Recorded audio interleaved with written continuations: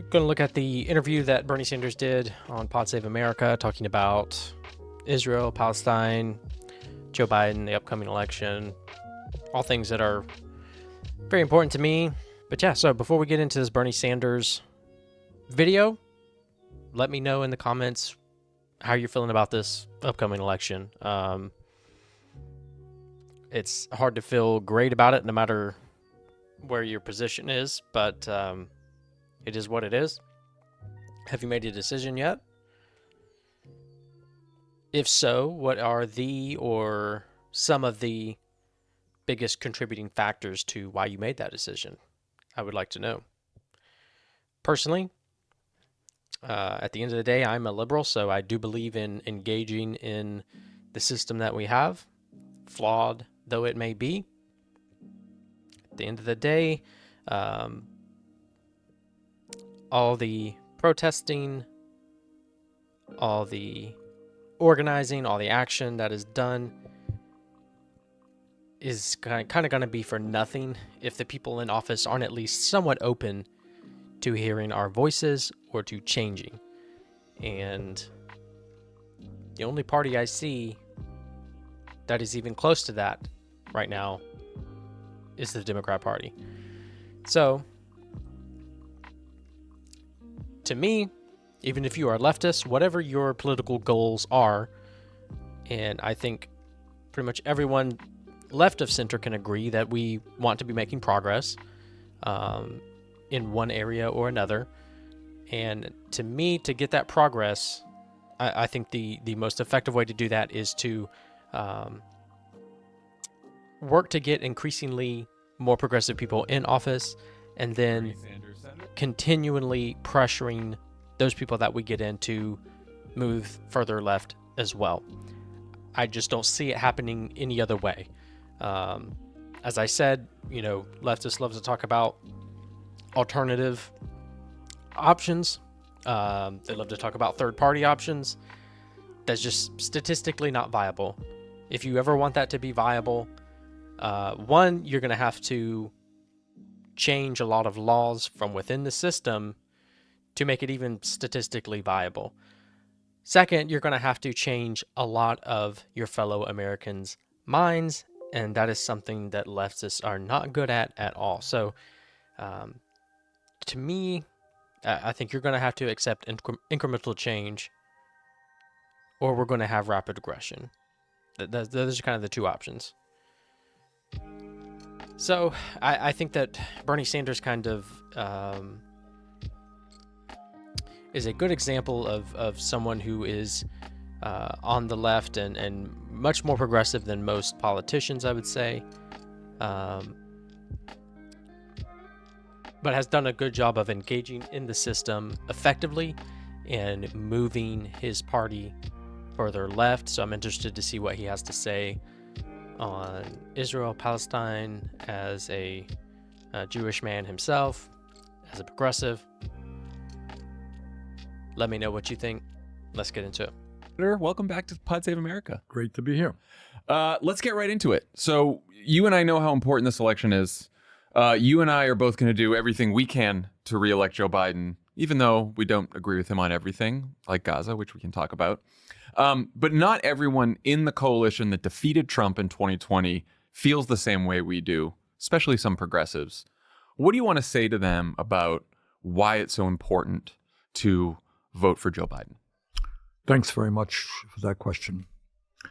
Look, we are living in crazy times, and the challenges that our country and the world face are probably the most dangerous for a very, very long time. This is tough stuff. And I think the first point to be made in answer to your question is people have got to understand what a horrific danger Donald Trump will be if he is reelected. If you believe that climate change is real and a real threat to the future of this planet and our kids and grandchildren, Donald Trump thinks climate change is a hoax. If you think there's something wrong when 3 people own more wealth than the bottom half of American society, and we have an unprecedented level of income and wealth inequality, Donald Trump very clearly wants to give more tax breaks to billionaires.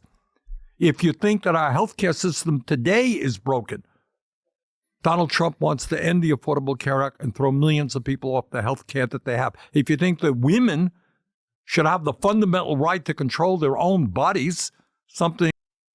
One thing that really bothers me is that, one, leftists don't really take seriously the threat that Trump is. They don't really acknowledge the progress that the Biden administration has made and the good things that it has done. And in reality, it is one of the most progressive administrations we've ever had. And that's kind of sad. It's not saying a whole lot, but it is. We are moving in the right direction in a lot of areas. So yeah, it frustrates me that leftists are not willing to take seriously, at least have a conversation about the threat that Trump is. They're like, things are just so bad. They're just the worst that they could possibly be. There's no way that it could be any worse. Republicans and Democrats are the exact same. And if we were talking like 10, 15, 20 years ago, I would be more inclined to believe you. But that's just not the case in today's day and age. I'm also frustrated with liberals and Democrats' inability to effectively demonstrate the differences between Biden and Trump, the good things, and to celebrate the good things that Biden has done and acknowledge them, and to highlight how Trump would be different on those things, how he would be very bad for pretty much every single issue that you could think of. Labor rights, First Amendment rights, protesting rights, Palestine, Israel, the environment, safety and regulation, LGBTQ protections, all these things. And there's just not enough of the messaging around for Democrats is just not good on this at all. We have taken for granted for decades. Donald Trump. Like, leftists here are going to hear this and they're just going to be like, yeah. I mean, it's just chatter because there's a genocide going on in Gaza. None of this matters, when it all matters. And the difference between Trump and Biden on Palestine matters, and there is a significant difference. And if you're watching this on YouTube, I will put a link to a video that I made on the differences between those. Will be supporting a national abortion ban and make it harder for women to get abortions. So, and by the way, no tiny matter, if you happen to believe in democracy and the right of people to control their own lives, Donald Trump has made it very clear that he will take us to an authoritarian type of society. Those are the guys around the world, strong men around the world who do not believe in democracy are his heroes. So it is absolutely not only the threat that Trump poses, but the threat that the Republican Party in whole poses now. They have clear goals. They are highly organized right now, and they have been for decades. It's how they have gotten so much, despite being a minority. Despite the only way that they're able to win, really, is the Electoral College. They are organized. They understand how to work the system to get what they want, to achieve their goals. And they are doing that. They're not bowing out of the system because a certain candidate isn't meeting their purity test. So we have to acknowledge that as well, that the opposition is highly organized and is highly influential in the government and in many different areas. Imperative that we defeat Trump, clearly the most dangerous candidate in maybe American history. All right. Now, and like I'm pausing a lot, but like Trump just is not just a boogeyman. Leftists on TikTok especially want to make him out as just like, oh, he's just this boogeyman, but like oh, things weren't that bad under him the first time. Like, I survived. You survived. A lot of people didn't. And he set us back nearly irreparably on climate change. He utterly gutted safety regulations. He was incredibly anti-union and appointed union-busting prosecutors to the NLRB board, which Biden reversed that and has been one of the most pro-union presidents we've ever had. And there is a huge labor rights movement being kindled right now that would absolutely be snuffed out under Trump.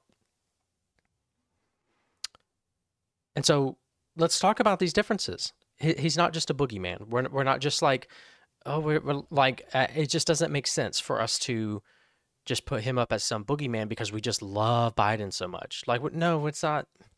We're not crazy about Biden, okay?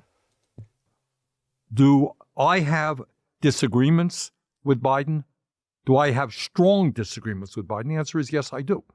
And I'm going to do everything I can to move Biden in a more progressive agenda. But I'm not going to throw the baby out with the bathwater.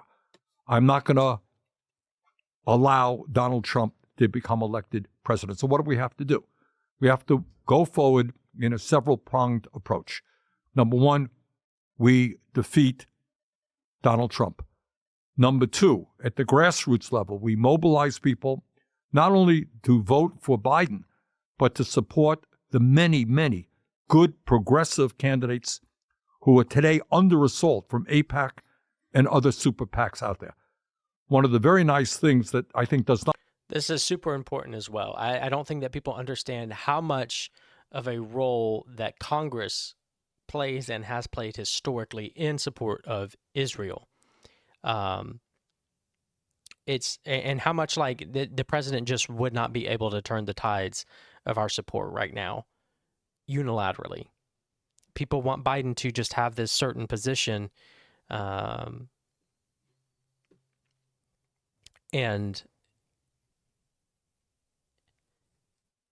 they want him to have this certain position, just like snap his fingers and end the conflict, and like that wouldn't happen even if you had your most ideal leftist president. Cornel West would not be able to get done what you would like to have done.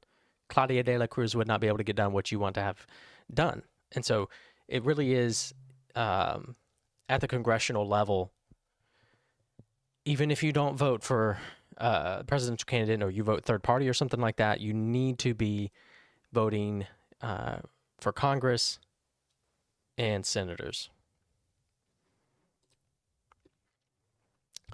Junior Coltrane, people that vote Biden are voting against America. How so? He has greatly reduced our deficit. He has invested a huge amount in infrastructure that has created jobs. not get the attention that it deserves is over the last 6-8 years, we have seen a real growth of young, often people of color, progressives in the House of Representatives. Far more, I suspected, in the history of this country, far more than when I was in the House in the 1990s. We got to protect those people from the assault that they're going to be getting hit with by... War. People are dying. Don't you care about life? Do you understand that the Palestine-Israel conflict has been going on for 74 years? Do you think that Biden has the ability to snap his fingers and end it? Like, to be clear, I'm not happy with his position on it. I'm not. But the fact that he has moved on this issue in the last 6 months is huge. The fact that our entire government has moved on this is huge.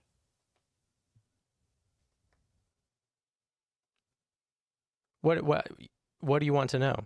Like, the alternative option, which is Trump, is that he would just give Israel Jerusalem. super PACs. And thirdly, at the grassroots level, we got to continue the pressure for a progressive agenda. A lot of things that Trump did set us up for the conflicts that we are currently in. Trump has an incredibly aggressive war hawk. It was just pure luck that we did not have any major conflicts under him. An agenda, by the way, which the American people support. Healthcare as a human right. Broadening the trade union movement, making it easier for workers to form unions. And we're making some real progress in that direction. Moving aggressively, not only in this country, around the world, to combat the fossil fuel industry and save the planet from climate change, et cetera, et cetera. So these are extraordinarily difficult times. And on top of all of that, we've gone through COVID, gone through mental health crisis, going through that right now. But at the very least, Donald Trump must be defeated, and all of us got to work on that effort. What would you say to a young Arab American in Michigan who says, I hate Trump, I don't want him to win, I just don't know if I can bring myself to vote for someone who keeps sending bombs to this extreme right-wing government that will not stop killing and starving people in Gaza? Maybe I should vote third party. You're an independent. You caucus with the Democrats, but you've been an independent your whole life. What do you say to that? I person? am the longest serving independent, I think, in the history of the United States Congress. I have supported third-party candidates. And there's a time and a place. If you're running for Congress and you're running against some right-wing Republican and a corporate Democrat, give me a ring, and I may well support you. I am not in the Democratic Party because I think the Democratic Party is much too corporately and big money dominated. I've been saying that for a few years. And I say to that young Palestinian. All right, so Hal, you were just saying stuff. You have no facts, just your feelings. So on this is just like from a little essay I wrote recently. On Israel-Palestine, Trump moved the U.S. Embassy from Tel Aviv to Jerusalem. This is significant because any sort of like lasting peaceful agreement is going to involve East Jerusalem going to the Palestinians. This was pretty much a slap in the face of Palestine and would pretty much ensure no peaceful solution would be made. His proposal also appeased Israel more than any president has in recent memory.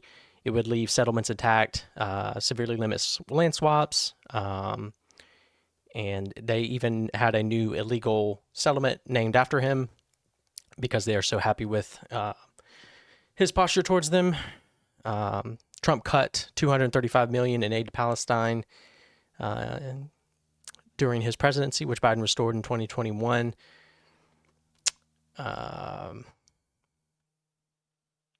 Trump has supported collective punishment, saying that you have to take out the families of terrorists. In 2017, Trump relaxed the rules of engagement in Afghanistan, which resulted in a surge of casualties, with more civilians being killed in 2019 than any year previously in that conflict. He also loosened the restrictions on landmines in 2020. When asked about a ceasefire, when Israel was preparing to move into Rafah, the only thing he said was, "You got to finish the problem." When every other country, including Biden, was telling Israel to hold back and make sure they had a solid plan for civilian protection, which they now have done, Trump was giving them a green light to go scorched earth. His big message is, you have to kill them all, and this wouldn't have happened if I were president. It's mostly about himself. Trump vastly expanded drone strikes and lessened the regulations around like reporting for that. Trump is just not the anti-war peaceful dude that you think he is. So yeah, like Biden is not perfect by any means, but he is moving in the direction that I would like with regards to Israel-Palestine conflict. I understand exactly where you're coming from. What is going on in Gaza is unspeakable. It makes me literally sick to be thinking about what's going on. The United States has for years given a huge amount of money, military aid, to Israel. And right now, as you've just indicated, you have not only a right-wing Netanyahu government, it's even worse than that. You got some religious fundamentalists who think that God is talking to them. And they have God is telling them they have a right to do terrible things to the Palestinians in Gaza, take over that land. That's what some of these people actually think. So it's a horrible, horrible situation. And I would say to that person, some of us, and I want you to hear this, are working day and night. I'll be on the phone as soon as I get off of this podcast on an issue related to this, working day and night to try to turn the Biden administration around. What Israel is doing now is in clear violation of American law.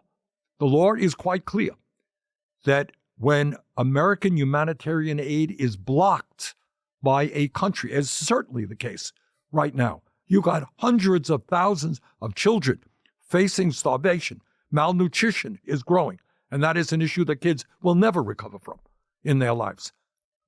When you have that circumstance and you got hundreds, if not thousands, of trucks at the border ready to get through, and Israel is blocking that, that is not only, to me, a war crime, but that is a clear violation of American law.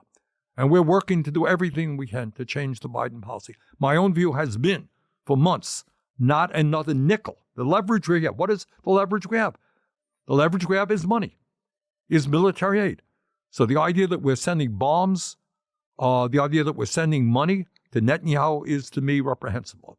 So I say to that young person, your gut feeling is right. And I'd have Palestinian friends who are worried every day what's going to happen if their family members have not already been killed. It is horrible.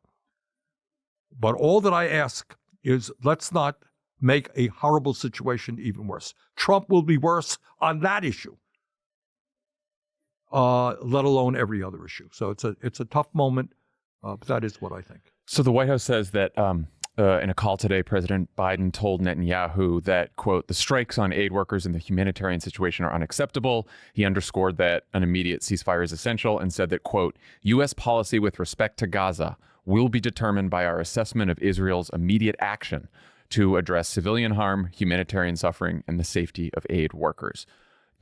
How do you take that statement? Do you take that to mean that he might be finally ready to budge on conditioning aid? We'll see. Or? As you know, there have been a lot of statements. Yes. I mean, one day there's probably like the most tough statement that has been given, or stance against Israel that's been given since George W. Sr. I mean, it's not an insignificant change in posture. I'm angry. The president is angry at Netanyahu. The next day he's very angry. Right. And the next day he's very, very angry. So what? At the same time, there is support for more military aid. We're talking about $10 billion in a supplemental bill that I voted against for that reason. I'm not going to give Netanyahu another $10 billion in military aid to continue to kill women and children in Gaza. Now, I hope, the president is not stupid. And I know the president, and he is at his heart a very decent human being. I know he's hurting from what's going on. The thing is that Israel just does not need our aid to defend themselves against Hamas. Maybe from Iran, maybe from other countries, but not Hamas. It's just not, it's not necessary. Going on. Now, why they have continued this policy, if you ask me that question, I cannot give you an answer. I have some speculation, I have some guesses, but I wouldn't even say it publicly. I don't know why. But I would hope that the president understands that from a moral perspective and from a political perspective, because that young Palestinian in Michigan is not the only person. The polls are very clear. A majority of the American people, I think the last poll I saw was like 52%, think the United States should stop military aid to Israel. And among Democrats and among young people, the numbers are much higher. So the president is now engaged in a very, very difficult campaign. So from a moral perspective and from a political perspective, I hope very much that what he's saying today really does indicate a change of policy. But we will know.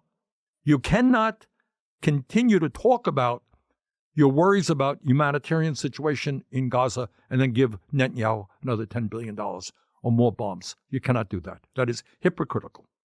What, in your view, would it look? The thing is that this was approved before the airstrikes on the WCK. I'm not excusing this, but it's not like that happened and then they said, okay, yeah, let's go ahead and send them some more. Like this was something that was approved by Congress that takes a while to deliberate, and they did choose to continue aiding Israel, and that's not okay. But like just to put it in perspective, it's not like the WCK was hit and then they were like, "Yep, let's send them." Like that was already that had already been approved. Look like for the president to match his words with actions, and do you think that the president himself would be able to stop, congressional funding of Yes. further aid to Israel? I think Again, that's an important thing to know. It's not like Biden is the one who is, sending this aid personally. Like I think, supports it. But even if he, didn't want to, there's just so many things that, like, within the history of our support for Israel, with things that go on behind the scenes that we don't know about, that just make it hard for any one individual or for even a handful of individuals to really make a change around this. And that's, again, why it is so important to vote on the congressional level, at least.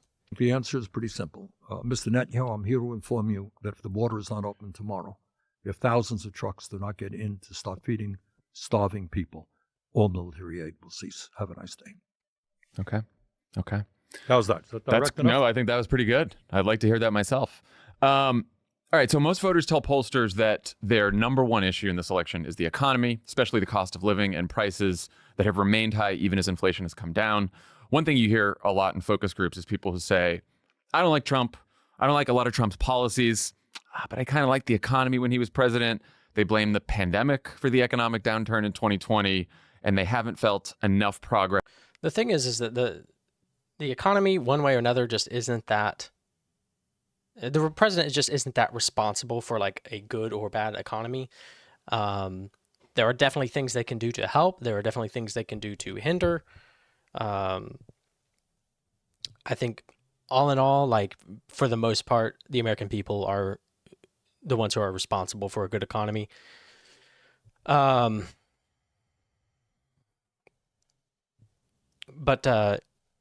there were things that Trump did that were just not great for the economy. The tariffs that he did put a lot of strain on American businesses because we're the ones that pay that.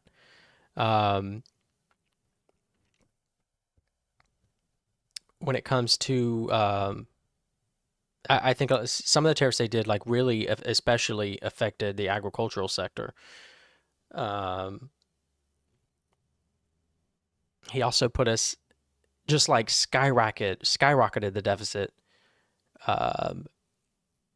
more in his 4 years than Obama did in his entire 8 years. And then I think that his response to COVID in particular really set us back a lot more than we could have. But really, I think he inherited a good economy that was on the uphill, and it continued trending up until 2020, obviously. And we have had a great comeback. And that's not really due a lot in part to Biden. I think the Infrastructure Act that he was able to get passed, which is historic, which people have been trying to get that passed for ever. He got that done, and I think that is really going to help the economy in just many facets. So yeah, I mean, for the most part, Trump did a few things to kind of hinder the economy. Biden has done a lot of things to help the economy along. At the end of the day, I think really it's the American people that deserve the pat on the back for the economy doing as well as it has been at post 2020, and the numbers are really great. And I know that a lot of people are not feeling the effect of those numbers yet, but I think as the months go on, we will start seeing that more and more. In their own lives to give Joe Biden credit for all the great progressive economic legislation Well, that we'll go- you've passed. Good. Good. progressive. Okay, we'll do good. Yeah. And a lot of these people voted for Joe Biden in 2020. What's the argument you'll be making to those voters? The argument that I'll be making is, in fact, we have made progress. We are making progress, but that we have a lot more that has to be done. All right. I know you work for President Obama. We talked about infrastructure during that period. Well, you know what? Biden has delivered. Mm-hmm. Our infrastructure is crumbling. We've gotten a huge amount of money out to the states to start rebuilding our bridges. And based on what happened in Baltimore, it looks like we have to continue to do that. Roads, water systems, wastewater plants, etc. We are making, under President Biden, far more progress than we have ever made before in dealing with a very powerful pharmaceutical industry. And I was just, as you may know, in the White House yesterday with the president on that issue. Have we done enough? No, but we are making progress. If you're a senior citizen, next year, no matter what kind of illnesses you have and how many drugs you're taking, you ain't going to pay more than $2,000 out of pocket. That's a big deal. For the first time, we're beginning to do what countries all over the world have done and have Medicare negotiate prices with the pharmaceutical industry rather than accept the outrageously high prices they are giving us. In terms of insulin, we are moving so that seniors right now will not have to pay more than $35 per month for the insulin that they have. I have worked with the administration on the issue of asthma and COPD inhalers. Right now, if you have asthma, and 25 million Americans do, you're paying hundreds of dollars for an inhaler that may be sold in Europe or Canada for 1/10 the price. We have gotten a commitment from 3 out of the 4 major manufacturers not to charge more than $35 at the counter. For 2 of those companies, that will go into effect June 1st, the other one a few months after that. So we're making some progress there. The president, during his State of the Union address, said, look, I want to expand the cap on prescription drug costs that we have gotten for seniors at $2,000. I want to expand that to all Americans. So listen up. That means if we can pull that off, no matter how many chronic illnesses you have, no matter how many drugs you're paying, you won't pay more than $2,000 a year. That is a big, big deal. And that's what we're working on right now. So in terms of women's rights, I think the president has been very clear in making sure, doing everything that he can to protect the woman's right to control our own body. And if you look at the economy right now, hey, in Vermont, we have a massive labor shortage. All right. Wages are going up, beginning to tick up a little bit above inflation. So I think there are a number of good things that are happening, but it has to be put, John, in the context of what has been going on in this country for the last 50 years. And that's what I think people are feeling. So if you're sitting there in West Virginia or someplace, likelihood is that you can't afford health care. The idea of sending your kid to college may be an impossible dream. The idea of you're maybe one of the 60% of Americans who are living paycheck to paycheck. Child care system is a disaster. And you're worried maybe about climate change and what it will mean to your community. So the problems we face are enormous. They're not Biden's fault, frankly. They're not Trump's fault. They're not Obama's fault. And we've gone on for a very long time. We've seen a massive transfer of wealth. We don't talk about it enough. All right? But right now, you got 3 people on top owning more wealth than the bottom half of American society. You have more income and wealth inequality than we've ever had as a nation. You have a corrupt political system dominated by billionaires, right, through the super PACs. That's what. Yes, I mean, a lot of this seems just like really can come off really doomerist when you're talking about all this stuff, and so I think you kind of have 2 options if you are left of center. You're probably either a leftist or you're some form of liberal. So you either believe in some form of capitalism or socialism, communism, whatever it may be. I believe in a mixed market. I believe in like Northern European, Norwegian type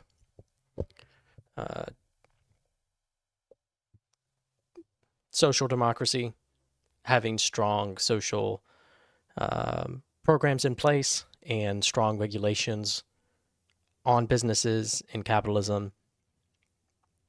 I think at the end of the day, capitalism is a good economic system for allocating resources, um, for being able to kind of like dynamically adjust to the needs of society in ways that a planned economy just are not able to do yet, barring some sort of AI supercomputer.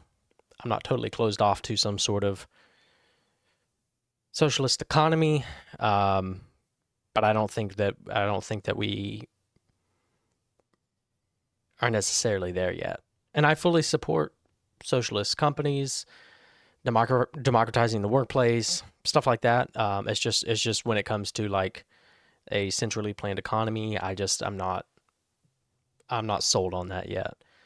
And so the answer for a lot of the problems that we're seeing here is that we need to be pushing our government to really expand social programs, social safety nets, and to put more regulations on businesses and capitalism, to be a check on capitalism. We got. And I think a lot of that frustration, oh my God, all these things happening. You got an immigration problem. You got a crime problem. You got all these things. It's all Joe Biden's fault. Well, it ain't all Joe Biden's fault. He's making a little bit of progress. Do we have to do a lot more? We do.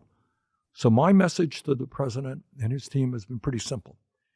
And that is, take pride in what you've accomplished, which is not insignificant, but recognize that the vast majority of American people are hurting today. And we have to be bold in taking on powerful special interests whose greed is destroying our country. A minute ago, you were talking about inflation. All right, you got Wall Street buying up housing all over America, gentrifying communities, raising rents. You got to deal with that reality. You got the drug companies charging us 10 times more for drugs they do in other countries. Got to deal with that reality. You got food companies making record-breaking profits. Well, elderly people can't afford groceries when they walk into a grocery store. So we've accomplished, Biden people should take pride in what they've accomplished, but understand that much, much, much more needs to be done, and they should campaign on that basis. You mentioned the drug companies. When you were at the White House with the president, you criticized the manufacturer of Ozempic. Yeah, I think it's really important that we are able to acknowledge wins when we get them and be able to continue pushing for more, instead of just staying in this numerous mindset where nothing is enough, nothing is good. Even incremental progress is not acceptable.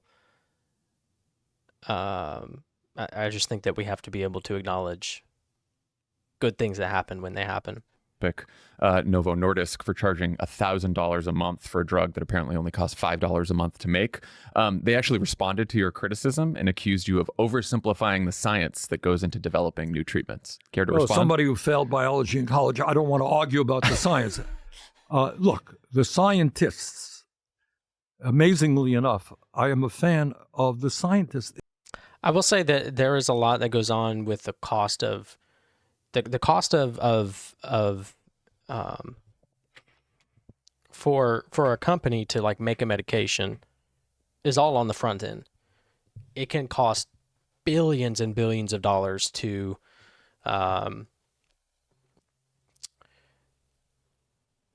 develop a drug and get it to market. And so a lot of times the drugs are so expensive because they have to turn a profit. Like they have invested so much money on the front end into this. And so yeah, it costs maybe $5. It costs hardly anything to manufacture and produce, but it costs a ton to be able to get it to where it is safe, tested, and approved and ready for market. And so I don't know what the answer there is for that, whether it's some sort of subsidizing for medicine research, whether it's like making the approval process less expensive, whatever it may be, so that these companies who um, put all this time and energy into developing a medication are able to turn a profit on it, but it's also not freaking $1,000 a month. These drug companies, they're coming up with some amazing cures. We have to support them. But the industry itself sees their function simply as making as much money as they possibly can. So you have 10 major drug companies last year that made $110 billion in profit. They pay their CEOs $10, $20, $30 million a year. And meanwhile, in America, 1 out of 4 people cannot afford the outrageously high cost of prescription drugs. What that and the truth is, he has a point, the pricing system, drug pricing system, I don't know if you have any familiarity with it, it is a disaster in this country. No transparency at all. You got PBMs playing their games. But bottom line is, there is no excuse for Americans being asked to pay, in some cases, 10 times more than the people in other countries. That Ozempic, for example, is sold in the UK, I think, for $59 compared to $1,000 in this country. Explain that away. Yeah. You can't explain it. So we'll be on the phone, I think, next Tuesday with the CEO of Novo Nordisk. We'll have a nice chat about how he's going to lower prices in this country. Good. Let's talk about healthcare. In the 2020 primary, you really set the pace on healthcare reform with Medicare for All. Even the candidates who didn't support your proposal pushed for a Medicare-like public option. Joe Biden was one of them. None of that has come close to happening over the last few years. What political lessons have you learned about how we can someday get to a place where we have truly universal health care in this country? Well, it raises the issue to how flawed and in many ways corrupt our democracy is. All right? As I mentioned earlier, you have one vote and I got one vote, but a billionaire can spend hundreds of millions of dollars electing candidates. If you look at the drug companies and the insurance companies, they're very bipartisan, aren't they? They give money to Democrats, they give money to Republicans, they give money to anybody. But don't take us on. Allow us to make huge profits at the expense of the American people. Now, we can go on for many hours. I'm chairman of the committee. I know a little bit about this one. But you got a dysfunctional healthcare system. And I want, again, people to hear how dysfunctional it is. We are spending over $13,000. Imagine that for every man, woman, and child. You're a family of 4, $52,000. That's Medicare, Medicaid, VA, everything else, okay? And yet our life expectancy is far below most other countries. If you're working class in America, it's 10 years below the wealthiest people in this country. We've got 85 million people uninsured or underinsured. 1 out of 4 people can't afford prescription drugs. We don't have enough doctors. We don't have enough dentists. We don't have enough nurses. We don't have a pharmacist. We don't have enough mental health counselors. It is a failed system. So you're right. I believe that you got to junk this system. The idea, all right? You're an employer, right? You employ people here? Mm-hmm. So you're a nice guy. Maybe you have good health insurance, or maybe you don't. I like to think we do, yeah. Okay. You have, but maybe the person across the street is not a good employer, whose needs are just as good as your employees, right? They work at McDonald's. They have crappy health insurance. Why is that? COVID comes, people lose their jobs. They lose their health insurance. Why is health insurance attached to your job? Does that make any sense at all? It doesn't make any sense at all. It goes back to the 1940s and World War II, as a matter of fact. So what do we have to do? It's not a radical idea. I live 50 miles away from Canada. John, if you were in an automobile accident. This is another good thing about that I like about like a mixed economy and a strong social programs in place is that like the government provided healthcare or health insurance may not be the best. It may not be the top of the top. But for many, many people, for millions of people who have nothing and have to pay out of pocket, it's something. And it can be improved upon. We can do better in that area. But like even if it's not the best, it's better to have that safety net of something so that they can get basic medical care without it utterly ruining them. there's a large majority, I can't remember the exact number, but there's a large majority of Americans who can't afford an extra $400 unplanned expense. They just don't have it. That's how paycheck to paycheck they are. And we just can't have a healthy society where so many people are living like that. And so I think it's good to still have private options where if you can afford to have the top of the top, you have that option. But if you can't afford anything, you should also have some options as well. In Toronto, all right? You spent a month in the hospital. Do you know what your cost when you get out? Not much. Not as much as here. Zero. Zero. There you go. And do you know how much they spend per capita compared to us on healthcare? How much? 1/2. I will say,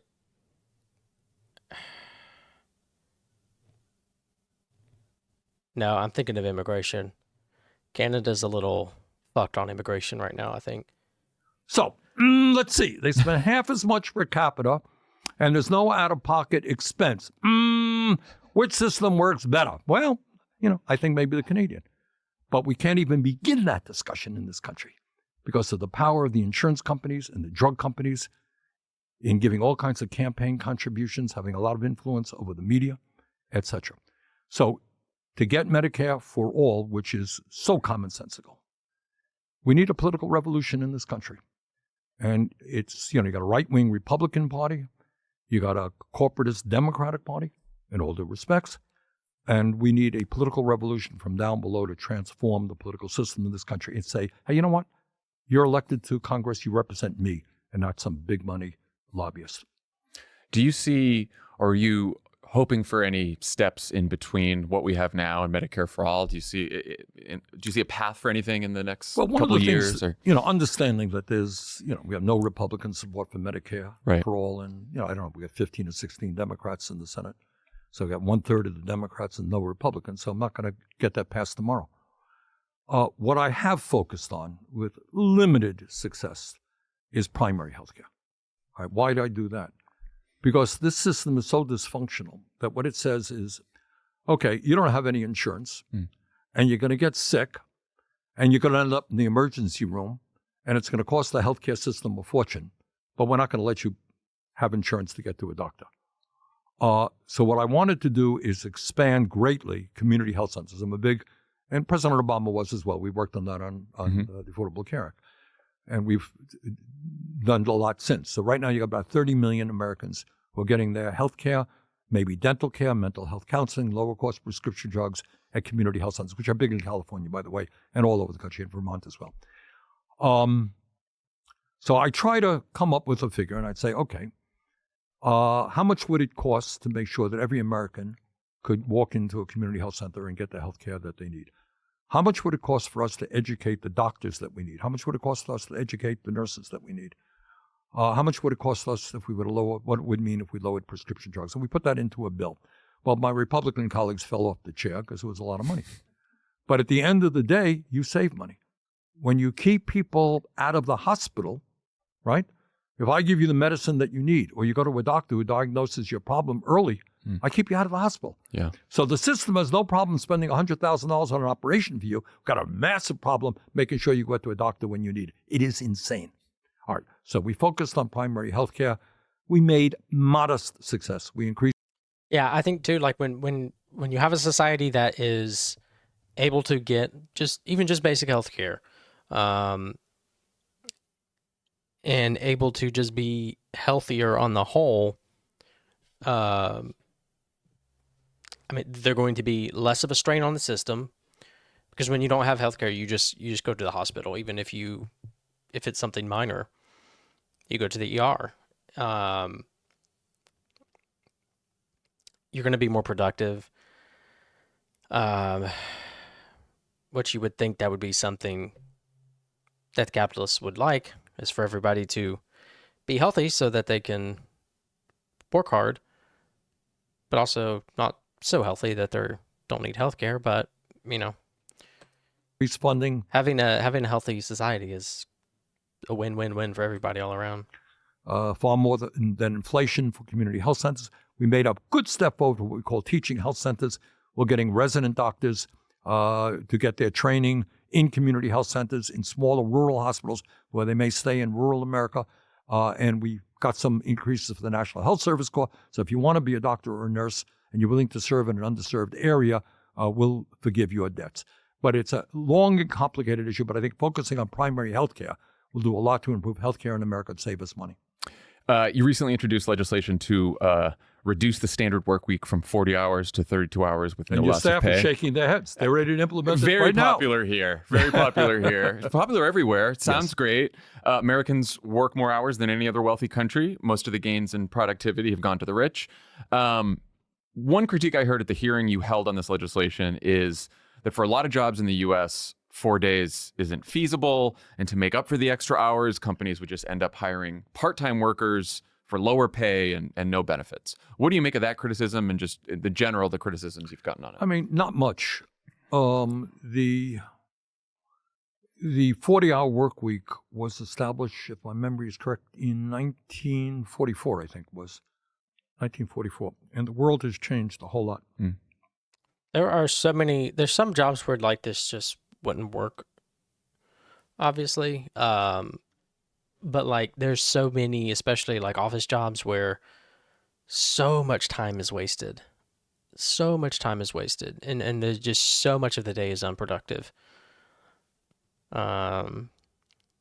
Especially like in commuting too. There's just like so many people have to live far from their work to be able to afford a place to live, and then they have to drive into a city for a job that pays well, and you're wasting like an hour and a half, 2 hours sometimes just driving. Since then. And the bottom line here is not just that we as Americans work a lot longer hours than people around the world. I'm sure you get to Europe every now and then. You talk to people in Germany. They get 6 weeks paid vacation. You know, when you have a baby, you have long maternal leave and paternal leave and all that. So we work a lot longer and harder than other people. But what really galls me, which is tied into the larger picture of our movement toward oligarchy, is just think back since 1944, how the economy has changed. I mean, the average worker now is far, far, far, far more productive. And yet people are still working these same hours. And in terms of wages over the last 50 years, by the way, wages are today not any higher than they were 50 years ago. Inflation counted for dollars. So here's what I think. I mean, I think what we have got to begin focusing on, who benefits from this radical transformation of the economy in terms of technology, which is only going to increase in years to come because of AI and robotics. Who's going to benefit from that? Are we going to make Mr. Bezos and Mr. Musk even richer, the high-tech companies even richer? Or are workers going to benefit from this? This is not a radical idea. I read an article after we had our hearing on this issue that Richard Nixon in the 50s, when he was running with vice president, was talking about a 4-day work week or something like that. Economists way back when. So what I want people to appreciate is that when you have an explosion in technology, working people should benefit. And it should not be employers who say, well, hey, I don't need you anymore. I'm going to throw you out on the street. No job. So that's kind of the purpose of why we did what we do. And I think it really struck a nerve. I got to tell you, I walk the streets. People come up to me and talk to me about it. Any of your colleagues on board? Yeah, I mean, obviously there's going to be like knee-jerk reactions to stuff like this, but like this is what the government is here for, in my opinion, is to put the brakes on stuff. Because like unchecked capitalism, you're just going to continue pushing your workforce to be more and more productive while giving them less and less. And there just has to be something, preferably our governing body, that says, hey, we're gonna manage this a little bit. You don't just get to do whatever you want to do, because we want to make society a good place. We want people to be able to benefit. We want people to be able to enjoy life, even if they don't get to have the most fine things in life. To be able to comfortably raise their family and be able to enjoy time with their kids instead of having to work 80 hours a week, instead of being so stressed out all the time and exhausted all the time that they just can't even enjoy anything in life. That's just not where we want our society to go. So there does have to be pushback against capitalism. And government is the one thing that has any power to do that, really. Yeah, one. The Senator Butler from California. Okay. Have you guys tried out a 4-day work week in your Senate office? No, I wouldn't let them do that. Not right now. I don't want to be ahead of the curve on that one. We're working too hard to try to get a 4-day work week for the rest of America. Okay. So you've spent your career talking about economic inequality as the central issue of our time. We were just talking about it. Since 2016, you've also forcefully and frequently spoken out about the threat to democracy posed by Trump and authoritarians all over the world.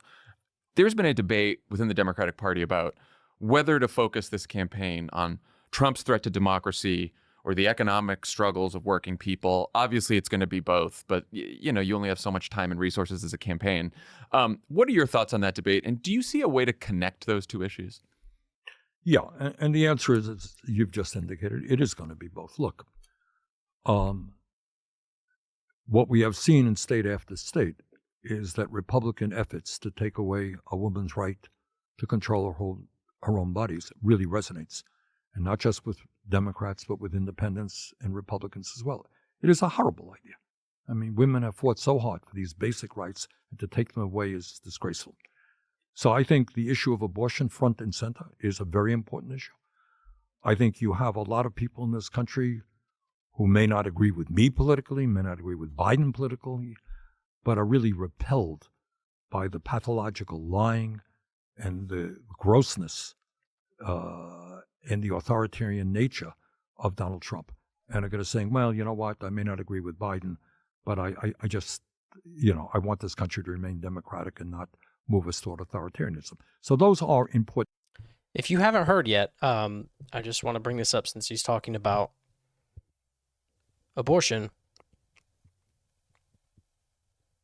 A study found that 64,000 grape, R-word related pregnancies in states with abortion bans since July 22. 26 in Texas alone. And so just think about that. 64,000 R-word related pregnancies in states with abortion bans.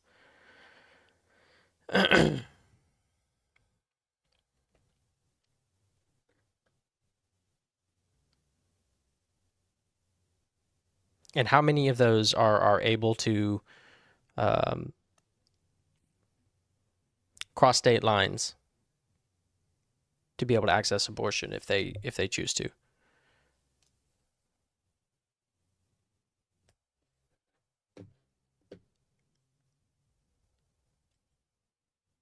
And just think about like the impact like a federal abortion ban would have.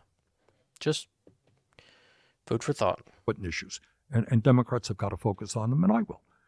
But I'll tell you something else. What really galls me, coming from a working class family, is when I go around the country and I see working class people who are now voting Republican. That trend, as you know, has gone on for a number of years.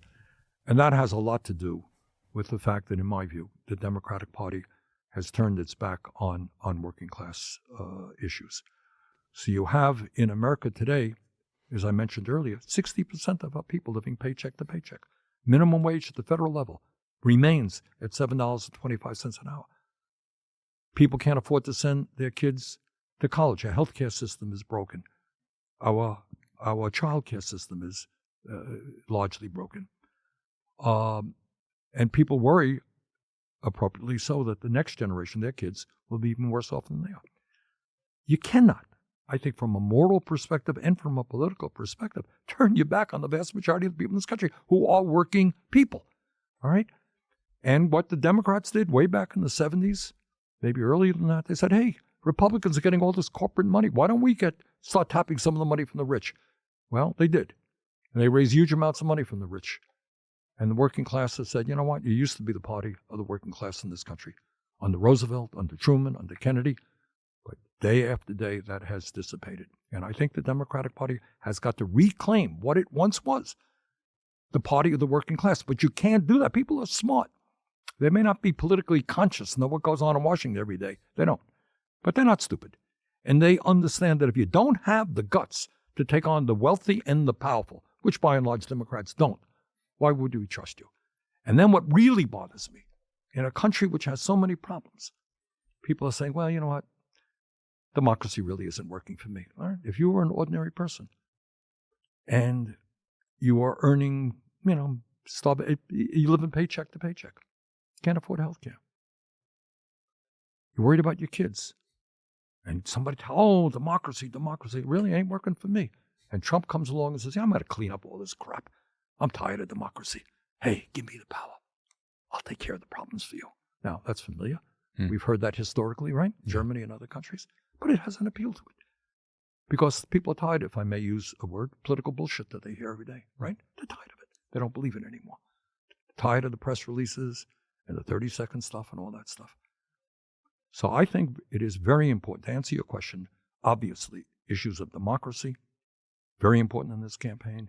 Issues of women's rights, enormously important in this campaign. But from again, those are my people. I come from a working class background. I am not going to turn my back on the people that I came from, whether it's, Vermont or any place else. So it's an eat up, it's a both.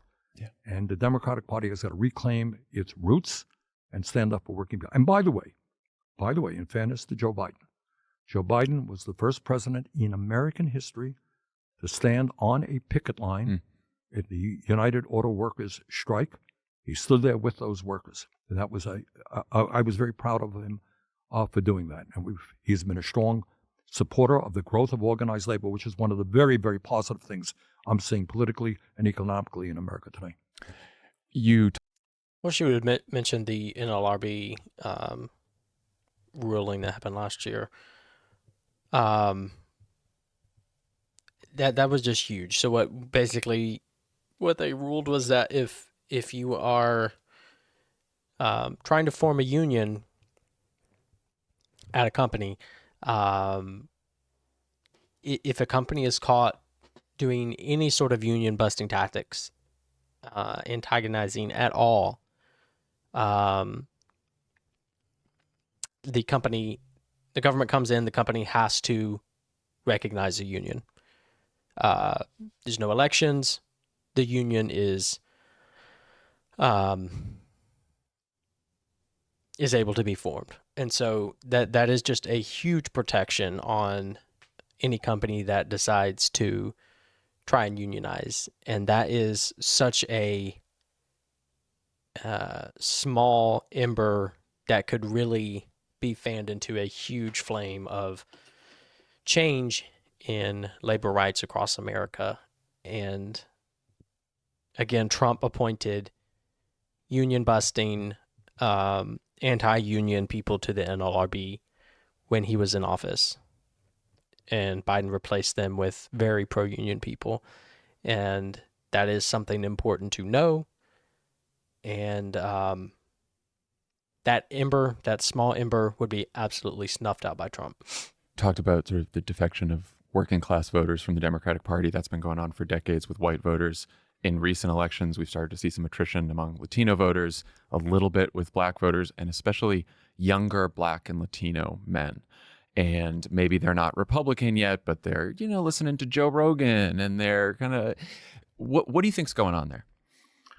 I wish I could give you, some kind of brilliant answer. I can't. But I think there is a feeling that status quo politics just is not working, and people are tired of it. And then you say, hey, we passed this bill, and it's going to do something in 5 years from now. Hey, loosen up there, man. Lighten up. Things are going great. They don't believe that. And people don't believe it. I think the country, and I think COVID accentuated it. There is pain in this country. And COVID itself, we have millions of people with long COVID right now, and kids are not going to school to the way that, and there's a dissatisfaction. And I think that is one of the things that is turning a lot of people off. If you're turned off to the political process, you're more likely to vote for Trump than for Biden. Because Trump says everything is crap out there. I'll take care of it. Yeah. Yeah, and it seems to me that that's definitely more so on the apolitical side or the right side. But even in leftist circles, especially far left circles, the sentiment I'm seeing is that they would be much more okay with Trump than with Biden, because they would see it as some sort of accelerationism towards the entire system falling apart and burning to the ground. And I guess they think that somehow magically the socialist utopia that they would like to see in place will rise from the ashes of that. Or they would see it as a wake-up call for Democrats, which that's just not going to be the case either. At the end of the day, we are getting the presidents that the majority of people who vote want to see. And so those are really the people that you need to be swaying. And those are the people that the candidates that we get are going to be attempting to please. I don't think leftists realize that someone like Biden or, a typical Democrat is not going to abandon the majority of voters, the majority of left-leaning voters in America to pander to a very small minority of leftists. And leftists are a small minority. I don't think this is a trend throughout history. They just do not, they definitely overestimate their numbers and their popularity. And so they feel like they are the ones that would sway the election and that would get Biden to lose. And they are the ones that Biden needs to please if he wants to win. But that's just not the case. That's just not the case. The majority of voters don't care about the same kind of things that leftists care about. And Democrats are just not going to abandon their voter base for a very small, extreme, and fickle voter base. Leftist voters are incredibly unreliable. And so, as far as the tactic for bringing about change, that's just not going to get you where you want to go. You said in January you'd make a decision on whether you're running for re-election in the near future. Filing deadline in Vermont is May 30th. Have you decided yet? May 30th. What do we know? Or April 4th. Well, closing in on it. All right, let me say a word on that one, which I feel fairly strongly about. I got to tell you honestly, I get around my state a lot, and not one normal person, has ever come up and asked me about that, but about 1,000 media people have. Now, why is that? See, media, you correct me if I'm wrong here. My recollection is that, 30, 40 years ago, campaigns really began in September, Labor Day. Remember that? Yeah. Am I wrong on that? I mean, I wasn't around then, but yeah. But you read about I it. don't remember it. Yeah, right. All right. And what you got now, and I think largely foisted by the media, by the way, is never-ending campaigns. And I don't think the American people are happy about it, frankly. Yeah. I was elected to work for the people of Vermont, not to be campaigning all the time. And by the way, I'm known by 99% of the people in Vermont. Some like me, some don't like me. I'm probably not going to change too many views. They know me.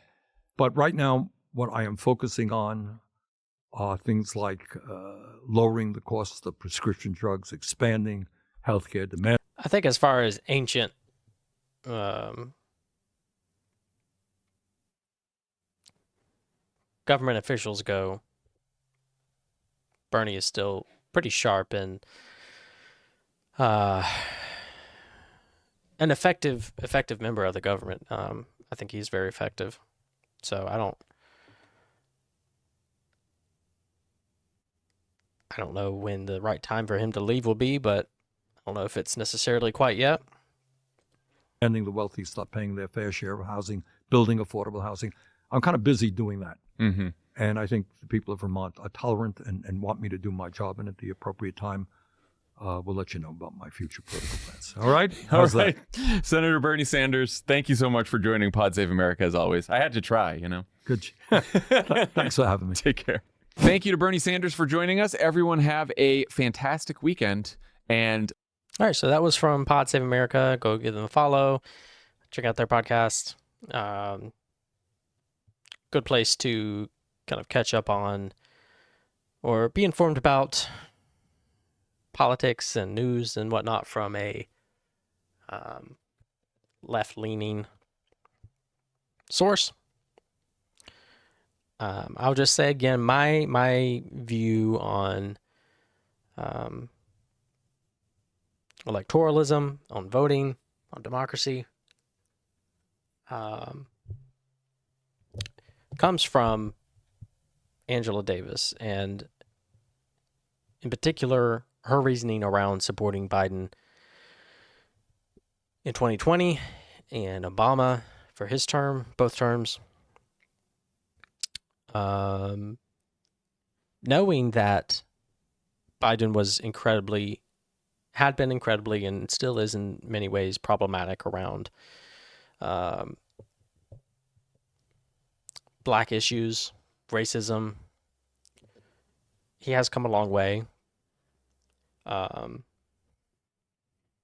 Knowing that someone like Obama had issues around foreign policy. Knowing that there are things with these politicians that may be a line for people, that maybe this one thing is too far. And her reasoning around supporting Biden and Obama was that it is essential that we have leadership in office who can effectively be pressured by the left. Right? The left is always talking about, like, we don't need to vote, like, we need to be organizing, we need to be protesting, we need to be planting gardens and all this stuff. And all those things are great. All those things are a part of democracy. But so is voting. And having people in place who are at least somewhat open to hearing your voice and moving in your direction is essential. And Biden has shown that he is able and willing to do that. Even just on this Israel-Palestine issue, he has shifted a lot. And the American sentiment in general has shifted a lot over the last 6 months. And you can say it's not enough. You can say whatever you want about it critically. And we should be constantly criticizing. We should be constantly pushing them further left, pushing them towards more progress. But we have to acknowledge that that would just not be possible if someone like Trump was president. He is not going to hear you. He is not going to listen to you. He is going to enact violence against you when you are in the streets protesting. And it is probably going to be much worse than it was around the George Floyd protests. You have to acknowledge that he basically would give Israel a green light to go scorched earth and do whatever they want. His proposed peace plan, as I said earlier, would appease Israel more than any other president has. Israel loves Trump. He would not be pressuring them to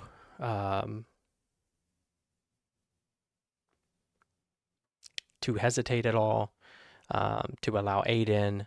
That just would not be happening under Trump. And so, yes, Biden's position is not where it needs to be, but he is moving. And I think due in part to the protests that have been happening, due in part to the outcry that has been happening. And that is what you would want to see. And so, if there truly was no difference between Trump and Biden, like truly, or it was just so marginal that it just didn't matter, then I would say, yeah, it doesn't really matter. But the differences are there, and they are not insignificant. And it is essential that we have people in office who are at least somewhat able to be pressured so that we can preserve the progress that we have made and expand upon it. Because the only two ways forward are either incremental progress or rapid regression. Those are the only two. And so, and I feel like people want the rapid regression. They want everything to just burn down with all of us inside of it, because they think that somehow what they want would rise from the ashes, and that's just not true. That's just not true. So, I think this was a good interview with Bernie. I still don't really care for the messaging that liberals and Democrats are putting out right now. I think there's a lot more we can do to be acknowledging the wins that we're getting and displaying them and being proud of them. I think there's a lot more that we can do to highlight the specific differences between Trump and Biden going forward. And I think Bernie is a lot better about this as far as Israel-Palestine goes, but I think that we need to have the firm stance that he kind of has here, that this is, we can't be, we can't continue to be supporting Israel as we are. We just can't. That's just the line in the sand. We have to stop. And so many liberals, I think, are just saying like, yeah, like that is a problem, but XYZ, abortion rights, whatever. Like we need to be able to talk about this without minimizing what's happening with Palestine. So yeah, let me know what you think. Let me know what you're thinking about this election. If you've made a decision, and if so, what are kind of some of the main factors that are informing that decision for you? And is there anything that could happen that would change your decision going forward?